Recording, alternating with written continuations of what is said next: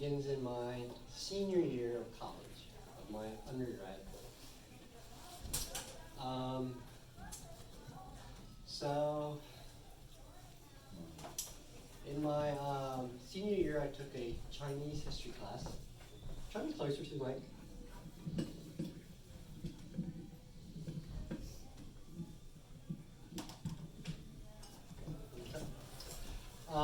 So I took a Chinese history class. In the class, the professor, he had gone to China, and Chinese history was his specialty. And he talked about the opportunity of teaching English abroad for people who had a bachelor's degree. Caught my attention because I'd spent all my life dreaming of adventure around the world and had never gone anywhere beyond my home. So I was looking for the closest way to find an adventure. Didn't really follow up on it though. And then I graduated from school and I had lots of debt and I needed to make money. So I started applying and I went down through the college websites, job list, applying for every single job that I was qualified for. And a couple of the jobs on the list happened to be jobs posted by businesses in South Korea for teaching English. And since my qualifications matched, I applied. And over that summer, I kept waiting for, responses from all these job applications I put out. And the first one to come back was from a school in South Korea. And so I did the interview online. An interview over Skype, I guess it was, at the time. And they told me that they were going to offer me a job. And, I needed to make money and was excited about an adventure, so I just took it. So I went to a family gathering that summer, and one of my cousins asked me the question, aren't you afraid, you've never been away from home, never away from my parents more than a week at that point in time in my life, and I mentioned that to them, and they're like, aren't you freaking out about this? And I'm like, oh no. I'm like, because all I could see was adventure.